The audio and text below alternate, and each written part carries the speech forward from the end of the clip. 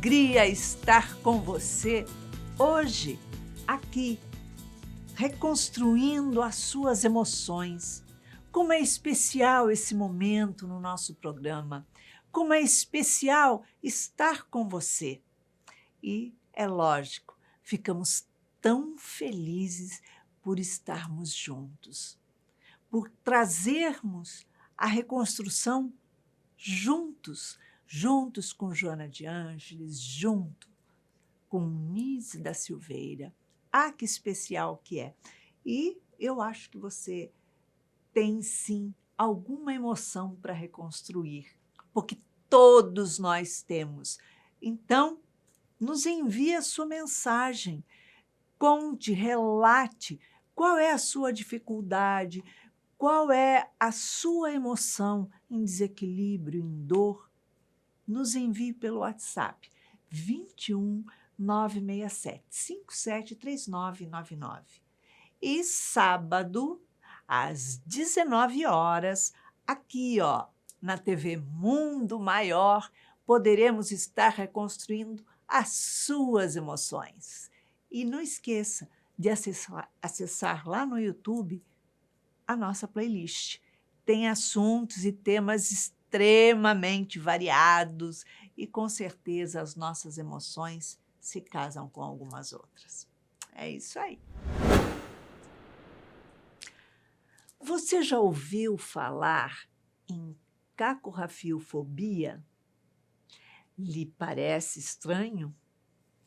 Pois é um sintoma, é um transtorno que fala sobre o medo, né? O medo, a insegurança da pessoa ter coisas acontecendo na sua vida. O medo de passar vergonha, o medo de tudo que pode causar algum transtorno, alguma coisa incômoda. Então, nós vamos falar sobre isso hoje com uma convidada que está pela primeira vez no nosso programa, uma convidada querida, especial, que é Preciosa Senhorete. Ela é terapeuta e vem aqui como especialista para a gente conversar sobre isso. Seja bem-vinda ao Reconstruindo Emoções, Preciosa. Muito obrigada pelo convite. Estou aqui muito agradecida pela lembrança e espero contribuir de alguma forma. Obrigada. Hoje nós vamos contar a história de um rapaz que mora em Florianópolis. Ele pediu para não ser identificado, então nós vamos dar o nome de Cláudio. Vamos chamá-lo de Cláudio.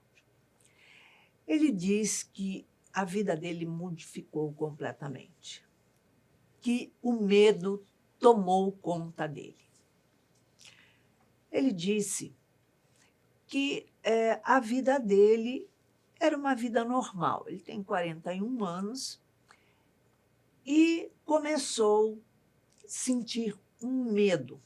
Ele se casou e começou a sentir um medo de não ser um bom marido, de não ser um bom provedor de família, mas ele achava que isso era uma coisa normal, que todo homem deveria sentir isso. Então, tá tudo bem. Aí vieram os filhos, tiveram 2 filhos.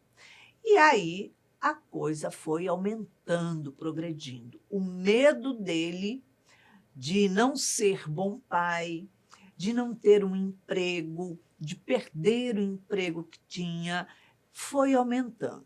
Foi aumentando a ponto dele não conseguir mais dormir uma noite tranquila, passando várias noites em claro, porque ele ficava sentindo aquela ansiedade, aquela angústia de que como será que iria ser quando amanhecesse o dia.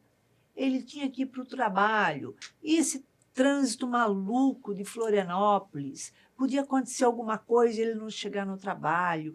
E como é que poderia ser no trabalho? E se acontecesse alguma coisa no trabalho, ele perdesse o emprego, ou acontecesse alguma coisa que ele fizesse errado, todo mundo ia olhar para ele, ia rir dele. Então, ele começou a se preocupar tanto que ele não conseguia mais dormir. Começou a ter vários sintomas.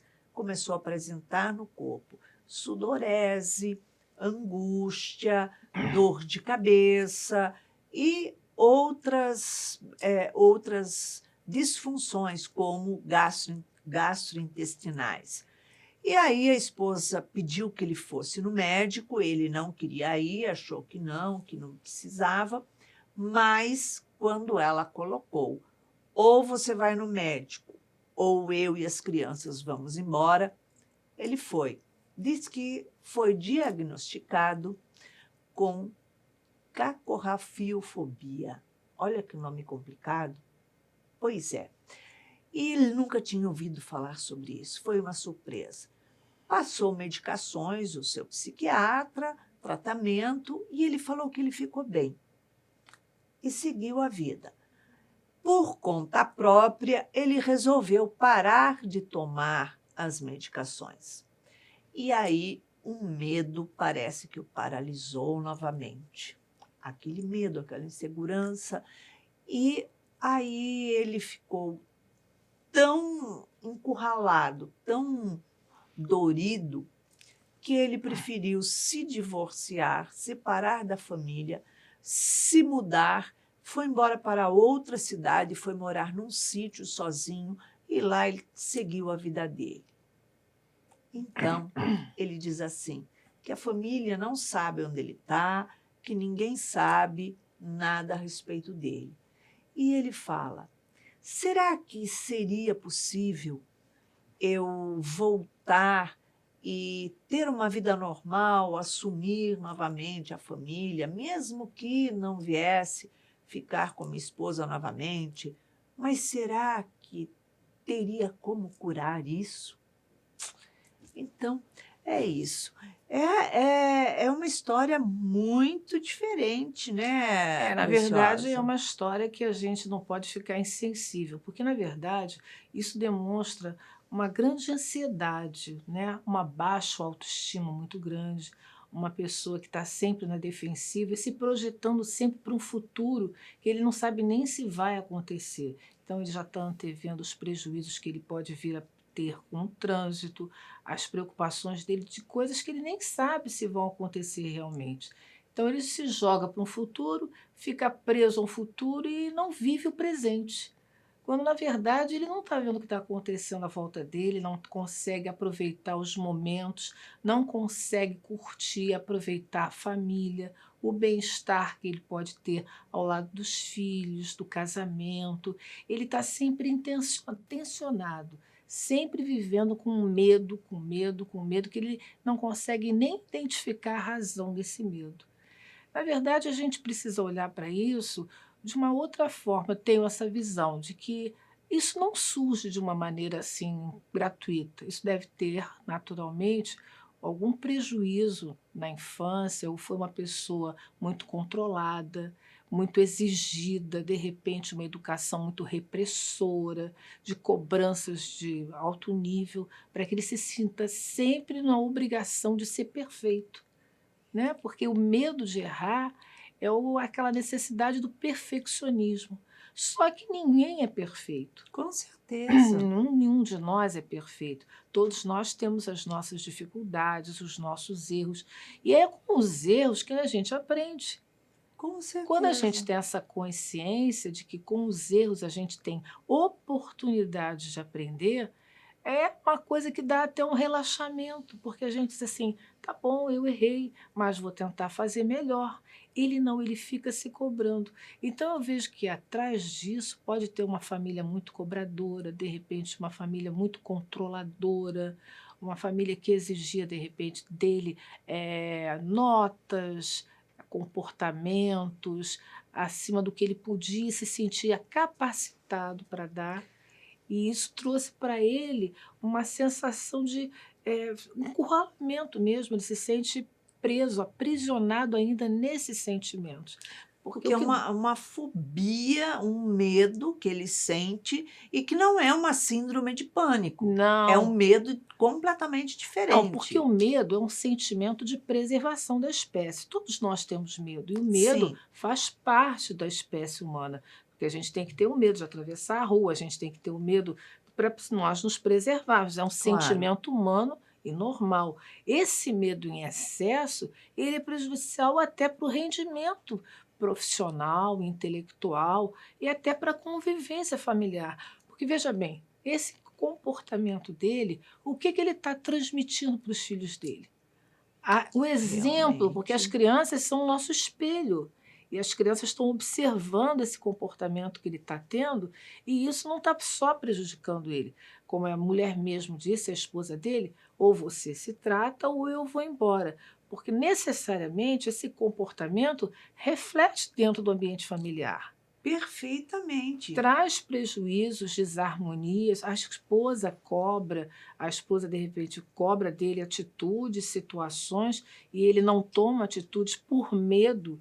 E as crianças, hoje em dia, elas têm um chip a mais, né? Elas Nossa, percebem tudo, elas têm uma sensibilização muito grande, então elas vão notar que aquele ambiente ali tem alguma coisa errada, e isso vai refletir no comportamento delas futuramente. porque fica numa situação O dentro do clima, lar, o todo clima, mundo pisando em ovos o ovos, tempo inteiro, porque ele acaba passando uma insegurança muito grande, grande, né? E ele exatamente. sofre muito com Ele isso, né? sofre com isso e traz um prejuízo muito grande para o casamento, para a relação familiar, para o relacionamento afetivo, porque isso traz, claro que prejuízos, mas eu imagino a repercussão disso na formação da personalidade desses filhos, que na verdade vão ser influenciados sim por esses transtornos que ele está passando. Então, de repente, ele até preferiu se afastar, porque em função disso ele sentiu que ele estava sendo mais prejudicial do que qualquer outra coisa. E até porque ele não consegue administrar as sensações dele. Pois é, mas ele fala, né, que ele foi ao psiquiatra, recebeu esse diagnóstico, começou a tomar medicamentos, começou a fazer terapia e tudo se equilibrou, se estabilizou, né? Ele deixa de tomar o medicamento sem uma orientação, Esse aqui foi o né? grande problema, Sem, sem condições de ter ainda possibilidades de deixar o medicamento com orientação médica. Então, na verdade, ele foi imprudente. Ele trouxe para ele um problema maior, porque aí, quando o organismo perde a medicação, claro que aquilo tudo retorna e às vezes até muito pior. Então, é claro, evidentemente, que os prejuízos surgiriam, isso não tem dúvida. Ele foi imprudente, porque, na verdade, a medicação deve ser orientada e ela deve ser respeitada, e só deve ser eh, eh, diminuída ou desmamada, desmamada retirada, aos né? poucos, né? Porque você não desmama de vez, você tem que fazer isso paulatinamente, para que a pessoa tenha condições de caminhar sozinha. Mas ele se deu alta por conta própria. Tô bem, Estou pronto, bem, estou me acabou, sentindo resolvi meu melhor, problema. tchau, e não quero mais saber, eu estou em condições de. Infelizmente, não é bem assim que funciona. E Aquela quando ele começa a sentir novamente todo esse processo, essas,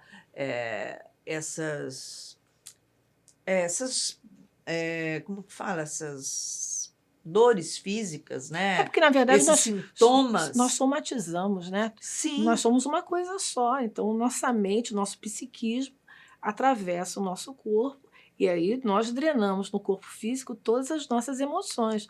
Cada onde exato. tem a sensibilidade maior, as mazelas aparecem. Então, é um problema gastrointestinal, se você tem uma sensibilização maior no aparelho digestivo ou então na pele, né?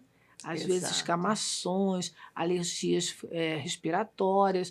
Então, o organismo de cada um é diferente. Então, aparecem as sensibilizações para cada um de uma forma diferente. E ele, na verdade, tinha todos esses que ele relatou aí no histórico dele, né? Então ele estava sofrendo muito, porque ele não era uma coisa ou outra, ele tinha vários sintomas, né? Então ele estava sofrendo, Juntava juntava tudo. tudo, né. Então, realmente, ele não poderia ter desmamado por conta própria. É, porque quando a pessoa rompe um tratamento, o organismo ele está Ah, ali condicionado. condicionado àquilo.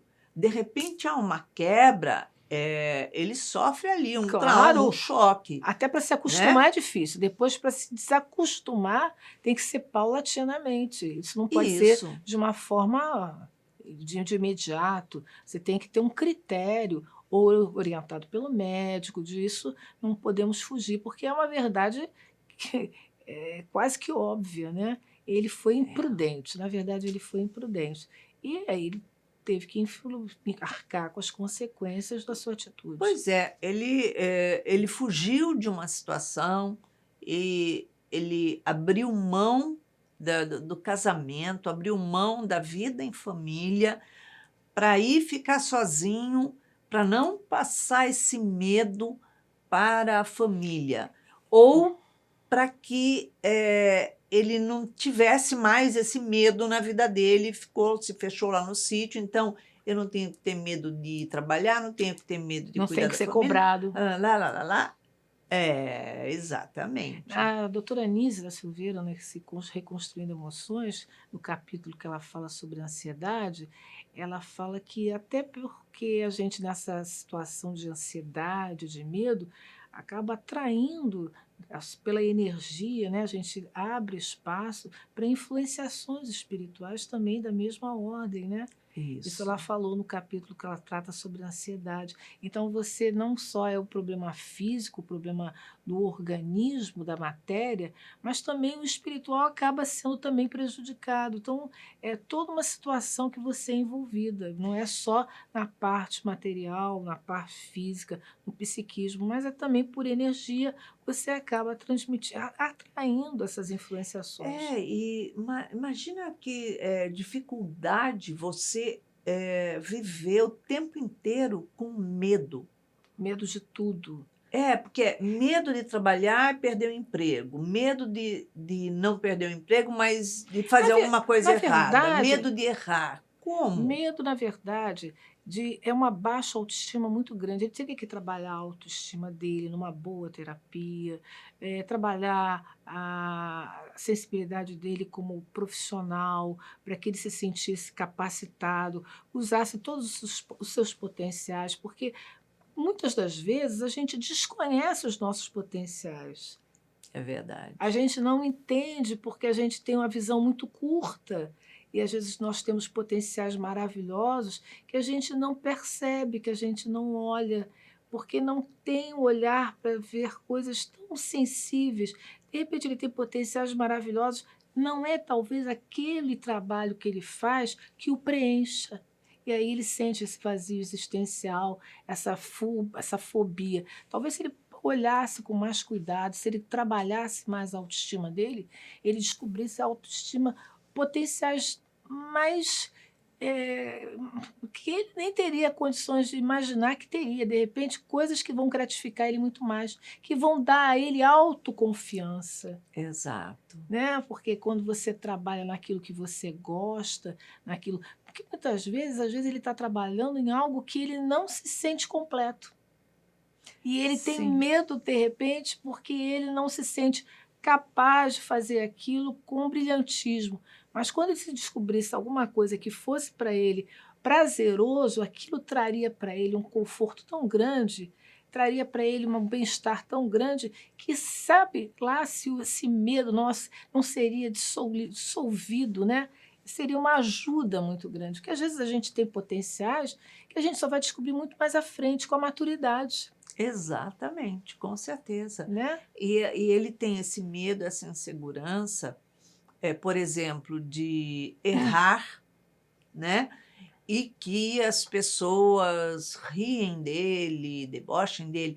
Agora, ele não sente medo de acertar e ser elogiado? Ele não vê a parte boa, ele não vê quando ele acerta, quando ele faz a coisa certa, quando ele tem o brilhante, o trabalho dele conceituado, com um brilhantismo, ele esquece de ver desse lado. Ele só vê a parte ruim. Ele só vê o que é ruim. E que não significa que exista. Exatamente, exatamente. Porque a gente não é ruim em tudo. É lógico. A gente não é ruim em tudo. Às vezes a gente é bom também em algumas coisas. E a gente tem que descobrir esses potenciais. Esses Com potenciais certeza. a gente tem que olhar o quê? Para dentro. Fazer um mergulho interno, ver o que eu gosto, o que me satisfaz, o que eu faria bem, o que traria prazer para a minha vida. Olhar para si, se enxergar, se perceber, ver o meu talento. Não exigir que você seja brilhante, às vezes, uma coisa que não é o seu potencial, não é o seu Exato. perfil. Né? Então, Exatamente. você não é ruim em tudo, nem você é bom em tudo. E quando você erra, que é o que nós estávamos falando desde o início, quando você erra, é uma coisa que, de repente, você tem que usar a seu favor e dizer assim, eu errei, mas eu estou em aprendizado. Eu tenho a capacidade de fazer melhor uma próxima vez. Eu vou tentar fazer melhor. Então, a gente aprende com os erros. Tudo na vida é assim. Exatamente. A gente só erra porque a gente teve a Coragem coragem de tentar. de tentar. Exatamente. Né? Mas isso não é só no trabalho. Isso é em tudo na vida. A gente aprende com a maturidade, a gente aprende com os erros. E às vezes a gente erra mais de uma vez. Né? Às vezes a gente erra mais de uma vez e a gente não pode perder o ânimo de tentar outras vezes, porque isso faz parte da nossa trajetória, da nossa história, faz parte do nosso amadurecimento, do nosso crescimento. Isso tudo são oportunidades que a vida nos traz, nos dá de mãos beijadas para que a gente conheça o nosso caminho, a nossa trajetória, o nosso potencial e talvez as nossas deficiências. E por que não aceitá-las? Exatamente, né? Por que não aceitá-las? Porque qual é o problema, né, da gente errar? Errou, que bom, vou fazer outra vez, porque a hora que eu acertar vai ser melhor Com o certeza. acerto ainda do que se tivesse sido de primeira Você vez. pode errar em várias coisas. Você pode errar no caminho profissional, você pode errar na escolha do casamento, você pode errar em tantas coisas na vida, né? Mas a gente tem oportunidade de recomeçar. E que bom que a gente tem essas oportunidades. E por que ter medo da crítica? Você está preocupado com a crítica que Deus dá uma vida para cada um cuidar da sua vida, não é verdade? Exatamente. Isso eu aprendi com você. Porque você usa essa frase muitas vezes. Eu acho essa frase brilhante, entendeu? Porque é verdade mesmo, a gente não tem que se preocupar com a crítica do outro. Porque você tem que olhar para a sua vida, porque você está conseguindo fazer o seu melhor, a sua melhor versão. Então, Com construa a sua vida certeza. sem se preocupar com a opinião alheia.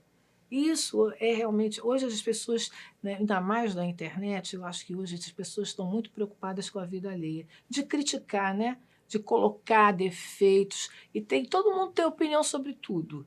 E tem muita gente que e não tem entende sobre nada. É uma mistura danada. E aí as pessoas se acham no direito de falar sobre a vida dos outros, dar opinião sobre a vida dos outros. Tem gente que passa por isso de uma maneira tranquila. E tem gente que sofre e se deprime por isso. Exato. E fica mal por isso. E abaixa a autoestima, porque a pessoa se sente a pior das pessoas. Mas se expôs, aí paga o preço, na verdade. Mas isso é um problema que a gente está vivendo na sociedade e a gente tem que aproveitar e entender que esses novos tempos, eles estão aí e a gente tem que aprender a conviver com essas situações. E a baixa autoestima é a pior coisa que pode acontecer na vida de qualquer um. A gente tem que sempre que se valorizar. E eu acho que o que falta para ele é isso, é olhar para si, se perceber, e ele não tem condições de abrir mão de uma terapia.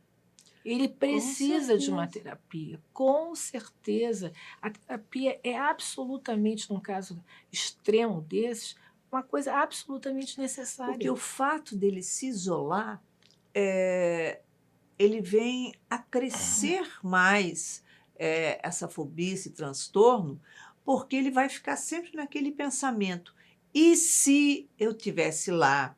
E se eu tivesse continuado trabalhando? Mas se tivesse assim, mais. Ou seja, Ele fica só sempre no a discurso. punição, né? Sempre a punição, a culpa, de alguma forma, de não ter agido, de não ter dado continuidade, de não ter seguido a vida, de não ter enfrentado esse desafio, né? Porque ele não tem que enfrentar o leão que está lá fora. Não tem o leão lá fora. O leão está dentro da tua cabeça, dentro de você. Engraçado que eu tive uma amiga, há muito tempo, isso me lembrou uma história pessoal, que eu tive uma amiga que ela tinha mania do perfeccionismo e ela era uma pessoa que se cobrava muito porque ela tinha sido muito cobrada. Mas eu conhecia mais ou menos a história dela. E nos trabalhos de grupo da faculdade, ela não admitia fazer com ninguém, porque ela achava que ninguém seria capaz, ela faria melhor que todos. E ela tinha medo que alguém fizesse e errasse. Então, ela assumia tudo para ela, porque ela sabia que ela ia dar conta. Então, ela ficava sempre naquela situação de que ela sabia apresentar, de que ela sabia fazer. E quando ela conseguia, quando ela era convencida a fazer em grupo pelo professor, ela fazia, mas ela ficava criticando, e na hora que a pessoa estivesse apresentando, ela ia e criticava, e ficava mal por causa daquilo. Não era nem pelo erro dela, era pelo erro do outro. Então, a Ficar se pessoa punindo. Então, é uma sensação de perfeccionismo que a pessoa exagera na dose. Exato. E para que esse perfeccionismo todo? Essa cobrança desnecessária, autocobrança desnecessária, né? Porque a gente sofre com isso, porque Mas isso sem traz dúvida. um desconforto muito grande, um mal-estar muito grande para a pessoa. A pessoa não vive, não é feliz, ela não consegue ter uma harmonia. Você veja bem, eu acho que esse é um caso que eu até acho que é um caso mais comum do que a gente pensa, né? E essa Exatamente. situação ela não traz apenas, como nós já falamos, um problema para aquele que sente, mas para toda a comunidade, para a família toda. Repercute nas relações como um todo, tanto nos filhos, futuramente, né? Porque aquilo vai ter um modelo lá na frente. O meu pai era assim e tinha isso, eu vi isso, e aquilo vai ter repercussão na personalidade dessa criatura quando ele crescer, Com né? E certeza. no relacionamento, porque às vezes era uma mulher maravilhosa, uma mulher que gostava dele, ou gosta dele, e ele também, pelo visto, gosta muito dela, mas ele não conseguiu construir uma vida amorosa com ela por esse problema dele, por essa dificuldade. Então, Sentindo sempre a fobia, se fazendo a cobrança, né, de tudo funcionar, tudo tá perfeito, tudo tá certo. Mas com aquele fantasma o tempo inteiro chamado medo, que está ali apresentando inúmeras situações e que não são reais. na verdade, o medo a gente tem que ter, mas se a gente tem medo de tudo, a gente não faz nada, né, Iraci? Com A gente não certeza. vai fazer, a gente não consegue fazer nada na vida da gente, porque tudo tem risco. Exato. Todas as coisas têm risco. E a gente tem que aprender que a gente vive para aprender. A gente está encarnado num plano de provas e expiações, estamos em aprendizado, nós não encarnamos para outra coisa a não ser para aprender, a parar arestas, as nossas deficiências, as nossas dificuldades. Então, se a gente erra, é porque a gente tem ainda essa deficiência. Então, a gente está aqui para aprender e ter essa humildade, né? Porque o fato de não aceitar errar também é um pouco de presunção. Na verdade, é um pouco. Tem Orgulho, é um né? Um orgulho, certo tem uma orgulho. prepotência aí, né? De você, eu não posso errar. É uma cobrança, mas na verdade é um pouco de prepotência. Sim, nós podemos errar. Não é intencional, não é porque você quer, não foi proposital. Então, ela tem o direito de ser revista, a ação que você cometeu e que não foi bem sucedida. O fato de ele sentir medo de errar e que vão rir dele, que ele vai passar vergonha, ele deixa isso muito bem claro, e é o problema desse tipo de fobia, faz com que ele volte o olhar para ele e se veja olhando o outro errar.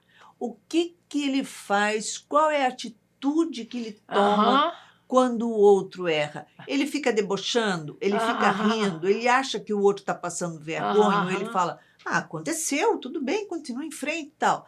Então, quando ele olha dessa outra forma, se colocando, né, do outro lado fazendo, tendo essa atitude, ele vai ver que não é algo tão pesado, que quando ele olha o outro e o outro errou, ele não ficou lá tripudiando em cima, fazendo chacota e, enfim, errou, a pessoa segue em frente, dá um passo à frente e vai fazer novamente até acertar, enfim. Então, é necessário essa humildade de se colocar do outro lado. Exatamente, é isso que eu acho. É um pouco de falta de humildade. A gente tem que ter essa humildade. Errou, errou. Não foi intencional. Foi uma necessidade que eu tive, de repente, de fazer alguma coisa. Não me desempenhei bem, mas da próxima vez já sei que não farei dessa forma. Ou então, pode ser também que uma criatura dessas tenha passado por situações de bullying. Quando era mais, Sim. né, mais jovem, foi ridicularizado na escola. Então, ali falta no relato dele mais argumentos, mais detalhados esses argumentos para que a gente possa entender a história como um todo. Talvez aí, numa terapia, ele possa dissertar que num processo na infância, quando era jovem, quando era estudante, sofreu bullying, era ridicularizado pelos amigos, porque às vezes acontece a pessoa ser um pouquinho mais gordinha, aí os amiguinhos na época da escola ficam fazendo bullying, ou às vezes porque tem algum probleminha, sei lá, qualquer coisa, ou às vezes é dentuço. Então a pessoa ela se sente fragilizada naquele ponto. Então ela tem sempre aquela Às vezes é sensação. um ponto que Ninguém ninguém sabe, percebeu e a ou pessoa porque é muito fala, magra, ou porque eu é muito sou assim, eu tenho isso. E a É. pessoa olha e fala assim, ah, é? Tem medo disso, porque, não, porque eu fico receosa, porque. Mas ali atrás tem uma história que não foi contada, que pode ter. É onde foi o start. Né? Né? Onde E a gerou, de repente, desencadeou todo esse processo de baixa autoestima, porque ele se sentiu o pior dos, o mais infeliz dos. Então ele criou dentro dele um monstro e ele não soube administrar esse monstro. Né? E exato. talvez a família não tenha identificado isso. Pode ser também uma questão de uma família muito cobradora, uma mãe muito severa, uma família muito austera, que cobrava muito e ele se sentia sempre na obrigação de acertar, né? E Exato. que não admitia erros, porque existe ainda isso. Né? Às vezes os pais não se dão conta, mas eles trazem esses prejuízos para os filhos com o próprio comportamento equivocado. Né? Porque a gente vê, né, muitas vezes pais que na educação do seu filho, no cometimento de algum desacerto em alguma coisa, né?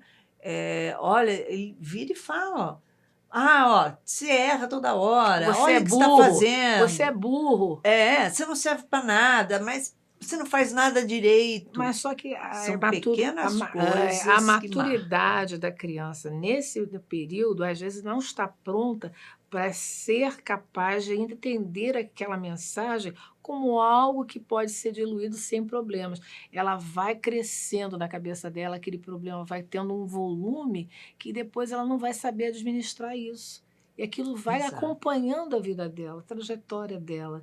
E Fica aquilo uma fica voz com na sombra. fica uma sombra ali, né? Você é feio, ou seu irmão é melhor que você. Você nunca acerta, ó. Seu irmão é melhor do que você. O Ou você comparativo faz o péssimo. comparativo entre os irmãos. Porque a gente não tem que ser como ninguém. A gente tem que ser a gente, tem a nossa A gente, identidade. acabou. Exatamente. Eu não tenho que ser como meu irmão, como minha irmã, como seu pai, como sua mãe. Eu não tenho que ser como ninguém. Exatamente. Eu sou mas às vezes uma individualidade. Essa individualidade tem que ser respeitada e às vezes os pais não estão preparados para serem pais. Né? Uhum. Porque não é a idade. Vamos aqui falar, Preciosa. Quando é que os pais estão preparados para ser pais? A gente aprende com os filhos. Aprende com os filhos. exatamente. Mas a gente tem que ter essa sensibilidade, né? Aprende sendo. Aprende fazendo. Né?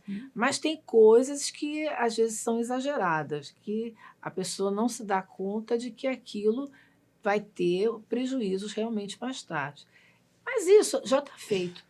Então, eu que diria para esse nosso amigo: se você passou por todas essas situações que nós enumeramos aqui, essas dificuldades aconteceram de fato na sua vida e a gente alcançou alguma delas, você tem que entender que passado é passado e que ninguém muda passado. Exato. Então, a gente tem que pensar que nós estamos aqui vivendo o presente. E nem pense muito no futuro, que senão vira ansiedade. Com certeza, Então, né? cuide da sua vida no presente. Cuide no que você está passando agora, no que você pode fazer por você, pelos seus filhos, pelo seu casamento, nesse momento. Mude suas cabeças, mude seu endereço, volte a habitar o mundo dos encarnados, saia do sítio, entendeu? Desconfie-se.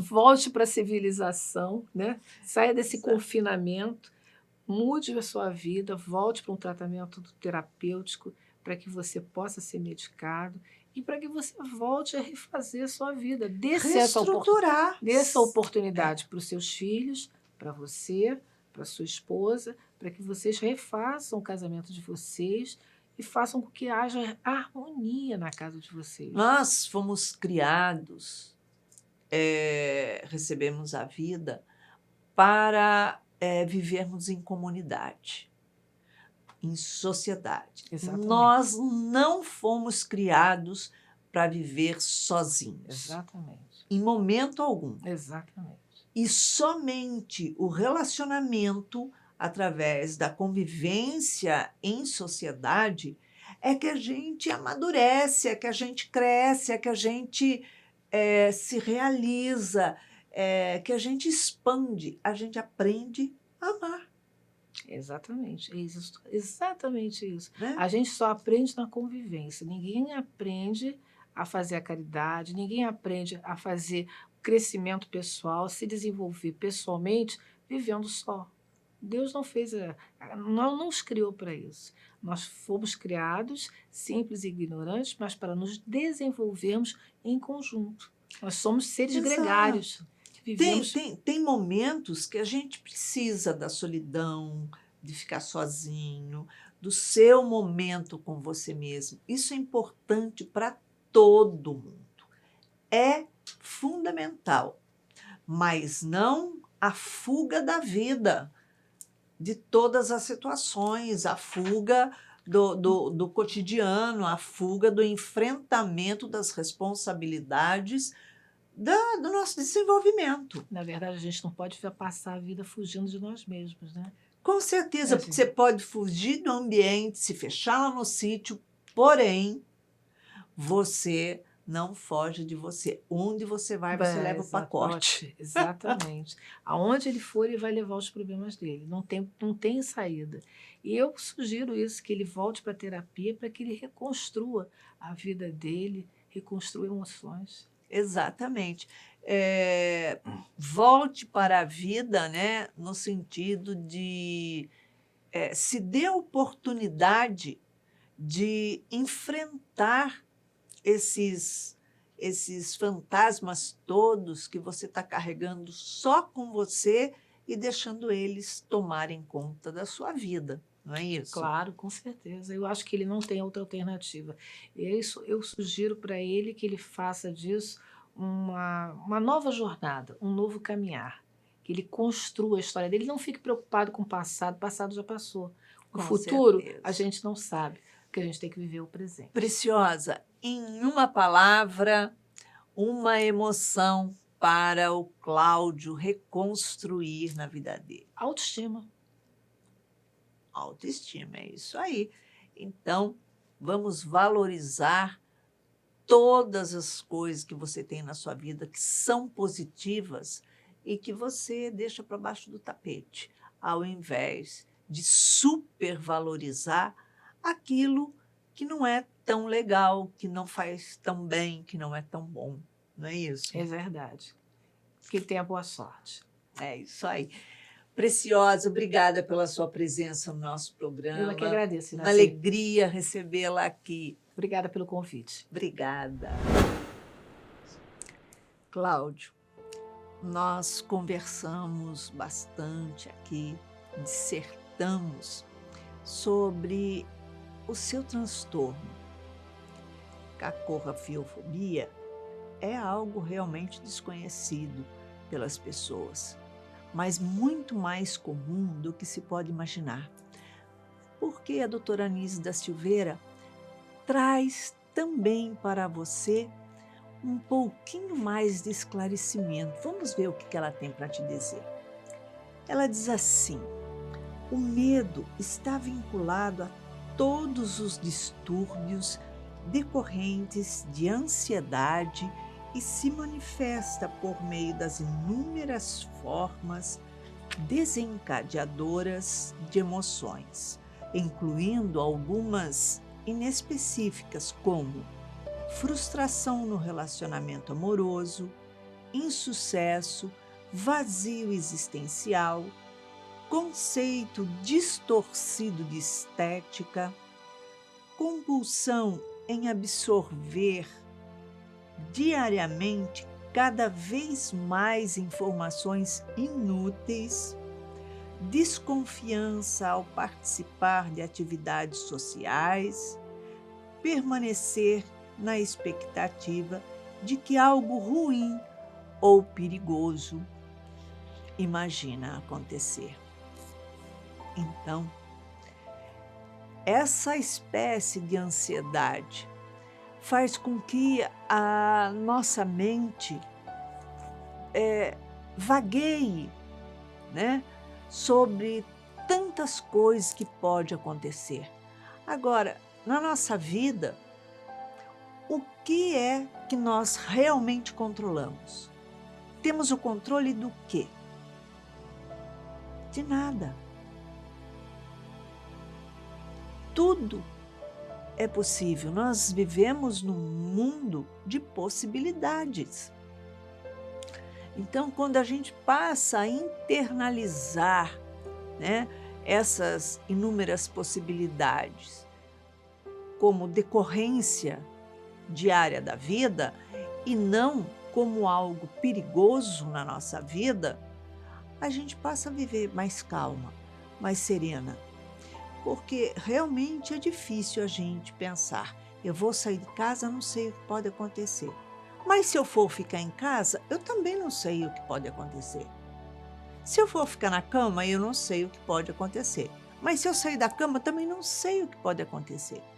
Então, o que vai acontecer na minha vida é o melhor para mim.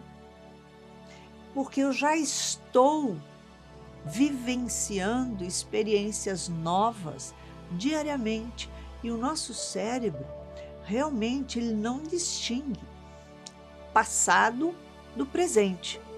Então, se a gente fica rememorando, né, tantas coisas que se passaram ou criando também outras coisas na mente que são muitas vezes ilusões, fantasias, né? São criações da nossa imaginação, o cérebro não distingue, né? O cérebro ele tem realmente uma capacidade muito grande de vivenciar o futuro.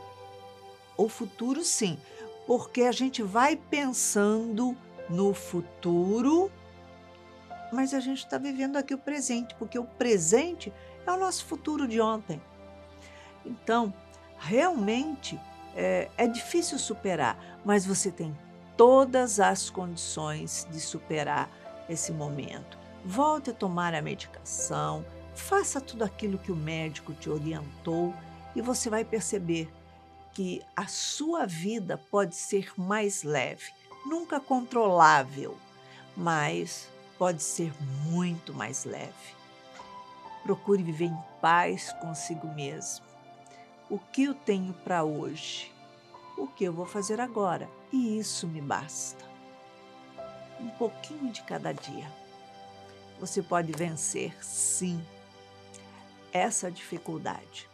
Então, se você quiser participar do nosso programa, nos envie a sua mensagem pelo WhatsApp.